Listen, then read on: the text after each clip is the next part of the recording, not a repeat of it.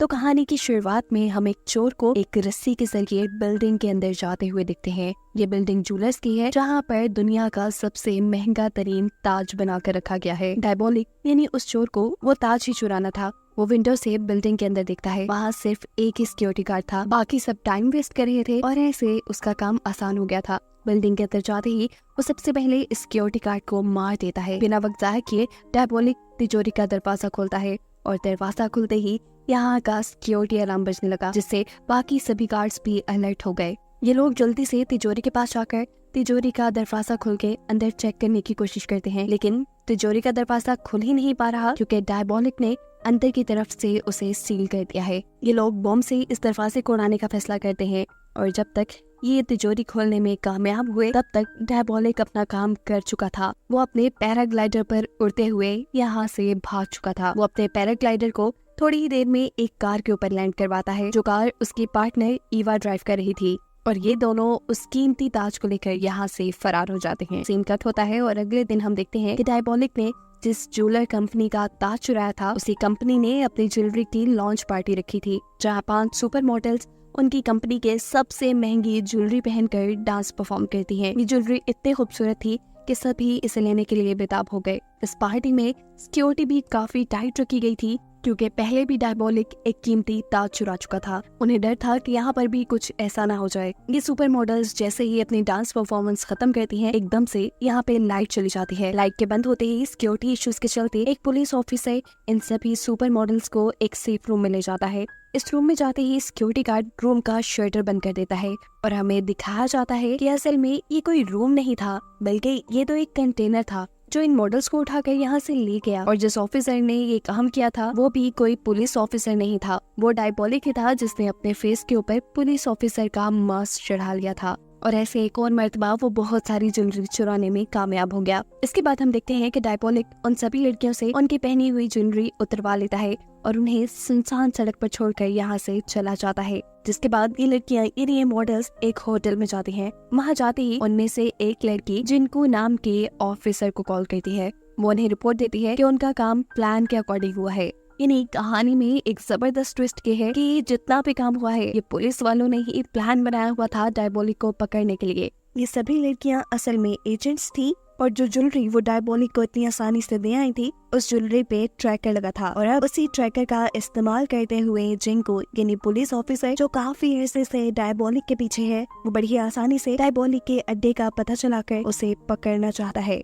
इस सारे प्लान से अनजान डायबोलिक एक पहाड़ी के पास पहुंचता है। एक बटन दबाने पे वो पहाड़ी किसी दरवाजे की तरह खुल जाती है, जिसके अंदर वो और ईवा अपना ट्रक लेकर चले जाते हैं। अंदर आते ही इन्होंने अपना चोरी किया हुआ माल बाहर निकाला और अपनी जीत को सेलिब्रेट करने में लग गए। जितना जेवर इस टाइम इनके पास था, इसके जरिए ये लोग अपनी आगे की जिंदगी बहुत ही आराम से गुजार सकते थे। इसीलिए ईवा डायबोलिक से कहती है, अब क्यों ना हम एक लंबी ब्रेक पे चलें, लेकिन डायबोलिक इसके लिए मना कर देता है और ईवा से अपनी अगली चोरी का प्लान डिस्कस करने लग जाता है। दूसरी तरफ हम देखते हैं कि पुलिस भी जीपीएस को ट्रैक करते हुए डायबोलिक के खुफिया अड्डे तक पहुंच चुकी थी, लेकिन यहाँ पर पहाड़ी देखकर ये लोग बुरी तरह कंफ्यूज हो जाते हैं। जिनको यानी वो पुलिस ऑफिसर अब इस पहाड़ी को बम से उड़ाने का फैसला करते हैं और जैसे ही ये लोग यहाँ पे ब्लास्ट करते हैं तो इन्हें अंदर एक सुरंग दिखाई देती है, जिसकी दूसरी तरफ डायबोलिक था। सीसीटीवी कैमरा से डायबोलिक और ईवा भी पुलिस को अंदर आता देख चुके थे, इसीलिए वो अपने चोरी किया हुआ सारा सामान यही छोड़कर खुफिया रास्ते से यहाँ से निकलने की कोशिशों में लग जाते हैं। और जब पुलिस यहाँ पहुँचती है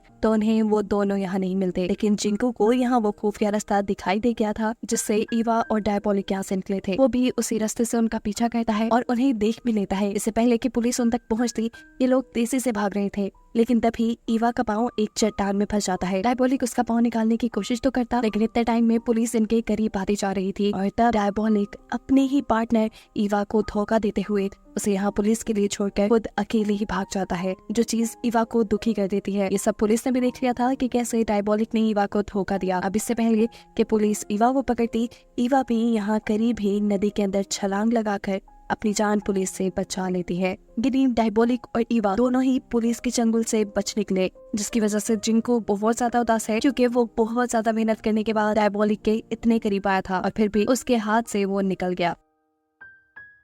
खैर अब इनके हाथ डायबॉलिक की चुराई बेशकीमती चीजें लग जाती हैं। अरबों की ज्वेलरी, करोड़ों की पेंटिंग्स, गाड़ियां, पता नहीं क्या क्या। इन सब चीजों को पुलिस अब अपने कब्जे में ले चुकी थी। यहीं पर जिंकू को एक शहर में बनी हुई बिल्डिंग का नक्शा मिला। वो समझ गया कि जरूर कि डायबॉलिक का एक दूसरा खुफिया अड्डा होगा। बिना वक्त जाए के जिंकू उस बिल्डिंग में जाता है और वहाँ की तलाशी लेना शुरू कर देता है।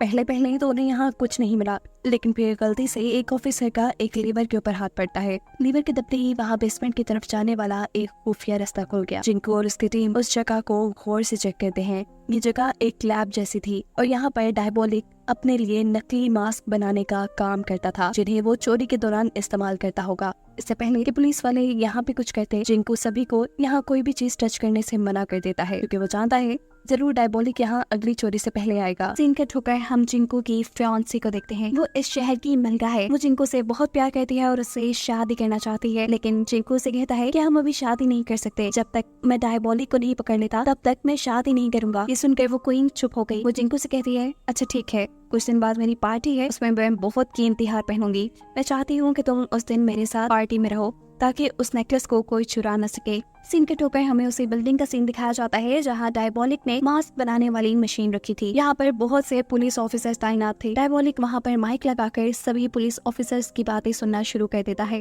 पुलिस वाले अपनी ड्यूटीज चेंज कर रहे थे और अब ड्यूटी थी रोलर की। दूसरे पुलिस ऑफिसर के यहाँ से जाते ही डायबॉलिक बेसमेंट का दरवाजा खोल लेता है। बेसमेंट का दरवाजा खुलते ही ऑफिसर की भी नजर डायबॉलिक पे पड़ती है और वो गोलियों की बरसात शुरू कर देता है, लेकिन एक भी गोली डायबॉलिक को नहीं लगी, क्योंकि उनके दरमियान में एक मिरर की दीवार है। गोलियों की आवाज सुनते हुए सभी ऑफिसर्स अलर्ट होकर इस बेसमेंट में आ गए, जहाँ आकर वो देखते हैं कि रोलर यानी उनका पुलिस ऑफिसर जमीन पे बेहोश पड़ा था और डायबॉलिक अपनी मास्क बनाने वाली मशीन चुरा कर भाग चुका था। यह खबर जैसे ही जिंकू को मिलती है तो जिंकू अपने ऑफिसर्स पर बहुत ज्यादा गुस्सा हो रहा था कि कैसे डायबॉलिक उनके नाक के नीचे से अपनी मशीन लेके आया। अब अगले दिन जिंकू को हायर अथॉरिटीज बुलाती हैं। वो जिंकू से पूछते हैं कि अब आपकी अगली स्ट्रेटेजी क्या होगी। अब ये लोग बातें ही कर रहे थे कि यहाँ इनको ईवा की कॉल आती है। ईवा जानती थी कि डायबॉलिक के साथ साथ पुलिस उसे भी ढूंढ रही है। वो पुलिस से कहती है, डायबॉलिक ने मुझे धोखा दिया है, इसलिए मैं डायबॉलिक को पकड़ने में आपका साथ दूंगी, लेकिन इसके बदले मुझे भी आप लोगों से कुछ चाहिए। डायबॉलिक को पकड़ने के बाद आप लोग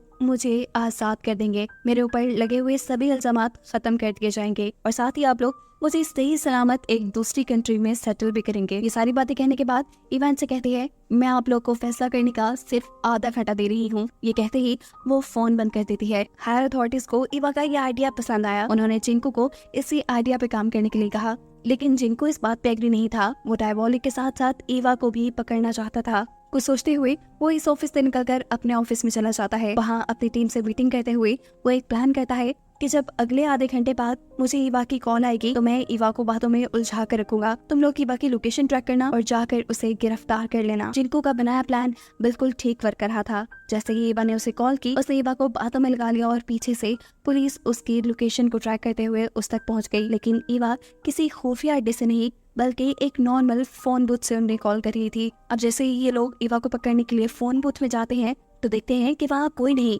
क्योंकि ईवा फोन बूथ के बिल्कुल ठीक नीचे लगी सुरंग से भाग चुकी है। और ऐसे जिंकू का प्लान एक मर्तबा फिर फेल हो गया। यहाँ पुलिस स्टेशन में जितना भी पुलिस ने डायबॉलिक का चुराया हुआ सामान उठाया था, एक ऑफिसर नोटिस करती है कि उसमें से एक ब्रेसलेट गायब है। वही ब्रेसलेट जिसके अंदर ट्रैकर लगा था। वो जान गई थी कि जरूर ये ईवा के हाथ में ही होगा और इस चीज की खबर वो फौरन जिंकू को दे देती है, जिसका मतलब था कि ये लोग अभी भी ईवा की लोकेशन को ट्रेस करके उसे पकड़ सकते थे। इनका शक बिल्कुल ठीक था। ईवा ने वो ब्रेसलेट पहन रखा था, जिसकी मदद से वो लोकेशन को ट्रैक करते हुए उस तक पहुंच जाते हैं। एजेंट रोलर उसके पास पहुंचते ही उसके ऊपर बंदूक तान चुके थे। इससे पहले कि वो ईवा को गोली मार देता, ईवा उसके ऊपर ही हमला करते हुए उसकी बंदूक छीनकर यहाँ से उसी की गाड़ी में भाग जाती है। जब जिंकू लोकेशन तक पहुंचा तो तब तक ईवा वहाँ से जा चुकी थी। उन्होंने रोलर को जमीन पे गिरा हुआ पाया। रोलर बहुत खुश था कि उसने डायबॉलिक का चुराया हुआ ब्रेसलेट वापस हासिल कर लिया, लेकिन वो ये बात नहीं जानता था कि यही ब्रेसलेट तो उसे बार बार ईवा तक ले जा रहा था। उसकी यही बेवकूफी उसकी जॉब का खतरा बन जाती है और उसे फील्ड पे जाने से मना कर दिया जाता है। यहाँ हम देखते हैं कि जिंकू का प्लान फेल होने पर और अथॉरिटीज की बात ना मानने की वजह से अथॉरिटीज उस पर बहुत गुस्सा हैं। वो उसे लास्ट वार्निंग देते हैं कि अगर उसने ईवा के साथ मिलकर काम ना किया तो उसे नौकरी से निकाल दिया जाएगा। जिंकू के पास कोई दूसरा ऑप्शन था ही नहीं, इसलिए उसने ईवा के साथ मिलने का फैसला कर लिया। वो अब ईवा के ये अखबार के जरिए एक सीक्रेट मैसेज भिजवाता है, जिसे पढ़कर ईवा उसे कॉल करती है और शाम में ये लोग मिलने का प्लान बनाते हैं। ईवा यहाँ जिंकू को बताती है कि डायबॉलिक किसी भी हाल में अपना चोरी का माल वापस हासिल करना चाहता है। इसलिए हमें अंडरवर्ल्ड में इस बात को फैला देना होगा कि पुलिस डायबॉलिक का चुराया हुआ सारा माल किसी सेफ जगह पर ले जा रही है। जरूर उसे लेने के लिए डायबॉलिक आएगा और तब हम डायबॉलिक को पकड़ लेंगे। इवा प्लान एक्सप्लेन कहती है कि वो ये खबर अंडरवर्ल्ड में फैलाने के बाद बहुत सारी सिक्योरिटी की गाड़ियों के साथ एक वैन को निकालेंगे, लेकिन इस वैन में हम असली सोना नहीं रखेंगे। ये वैन सिर्फ डायबॉलिक को डिस्ट्रैक्ट करने के लिए होगी। उसे लगेगा कि इसमें सोना है, इसीलिए वो उसे चुराने के लिए जरूर आएगा। इस वैन को हम एक सुरंग से गुजारेंगे और जैसे ही डायबॉलिक सुरंग तक पहुंचेगा हम उसे चारों तरफ से घेर देंगे। दूसरी तरफ असली सोने को हम एक खटारा सी वैन में किसी दूसरी जगह भेज देंगे। जिनको को ये आइडिया बहुत पसंद आया था और ये लोग इस आइडिया के ऊपर वर्क करना शुरू कर देते हैं। उसने अब अपने अंडरकवर एजेंट की मदद से अंडरवर्ल्ड में ये बात फैला दी कि पुलिस चोरी का सारा माल किसी दूसरी जगह पे शिफ्ट करने वाली है। जिसके बाद जिनको अपने फियांसे के पास गया और उसने अपने फियांसे से कहा, मुझे माफ करना लेकिन मैं पार्टी में तुम्हारे साथ नहीं आ सकता। रही बात नेकलेस की, तो वो उसकी सिक्योरिटी के लिए अपने सबसे काबिल ऑफिसर को भेज देगा। अब फाइनली वो दिन भी आ गया जिस दिन डायबॉलिक जिनको के हाथ लग जाता। दूसरी तरफ हम देखते हैं कि क्वीन ने भी अपने आप को तैयार कराने के लिए शहर की एक बेहतरीन मेकअप आर्टिस्ट अपने घर बुलाई। यहाँ पुलिस स्टेशन के अंदर सभी पुलिस ऑफिसर्स को उनका प्लान समझाया जा रहा था। अब प्रॉब्लम ये आ रही थी कि सभी मिशन पे जाएंगे तो असली माल वाली वैन कौन चलाएगा, जिसके जवाब में ऑफिसर रोलर कहते हैं कि ये काम मेरा है, मैं करूंगा। मैं अपनी पहली गलतियों का भी पछतावा करना चाहता हूँ। देखिएगा मैं ये काम बहुत जिम्मेदारी से करूंगा। जिसके बाद लूट का सारा माल एक छोटी सी वैन में डाल दिया गया। ऑर्डर मिलते ही अब ये लोग नकली ट्रक को सिक्योरिटी के साथ बाहर निकाल देते हैं, जबकि दूसरी तरफ रोलर माल से भरा हुआ ट्रक दूसरे रास्ते पे लेकर निकल जाता है। प्लान के मुताबिक जब सभी गाड़ियां सुरंग के अंदर से गुजर रही थी तब अचानक सुरंग का दरवाजा बंद हो गया। अचानक साइड से एक आदमी निकला। सबको लगा कि ये डायबॉलिक है। सबने धड़ाधड़ उसके ऊपर गोलियां चलाना शुरू कर दी, लेकिन ये तो सिर्फ एक मोम का पुतला था। सीन कट होकर हम क्वीन को देखते हैं जिसका नेकलेस भी चोरी हो चुका था। दूसरी तरफ रोलर भी उस माल वाली गाड़ी को हाईवे से उतारकर जंगल के रास्ते पे ले जाता है, जहाँ कुछ ही दूर जाने पे उसे एक लड़की मिलती है। ये दोनों मास्क उतारते हैं और सबसे बड़ी हकीकत हमें ये रिवील होती है कि वो लड़की, वो मेकअप आर्टिस्ट जो यहाँ रोलर को मिली है, वो कोई और नहीं बल्कि ईवा है, जिसने क्वीन का नेकलेस चुरा लिया है। और ऑफिसर रोलर भी असल में पुलिस नहीं बल्कि डायबॉलिक ही है। सीन्स फ्लैशबैक में जाते हैं और हमें पता चलता है कि ये सारा डायबॉलिक का बनाया हुआ प्लान था। उसने उस दिन जानबूझ के ईवा को पीछे छोड़ा था ताकि पुलिस को लगे कि उसने ईवा को धोखा दिया है और वो ईवा की बातों पे यकीन कर ले। और उस दिन जिस दिन डायबॉलिक अपनी मास्क मशीन चुराने के लिए बेसमेंट में गया था, उस दिन उसने ऑफिसर रोलर को सच में मार डाला था। जिसके बाद उसने ऑफिसर रोलर का मास्क बनाया और खुद पहन गया। इतने दिन से वो शातिर चोर पुलिस के दरमियान में ही घूमता रहा और किसी को शक भी नहीं हुआ। डायबॉलिक ने अब अपना लूटा हुआ सारा माल दोबारा हासिल कर लिया था और ये जानकर जिनको को सबसे ज्यादा सदमा हुआ। ना उसके हाथ डायबॉलिक लगा और ना ही उसके हाथ आया सारा माल। साथ ही साथ उसने अपने फियांसे का बेशकीमती नेकलेस भी गवा दिया। यहाँ डायबॉलिक और ईवा अपनी चुराई हुई सारी दौलत लेकर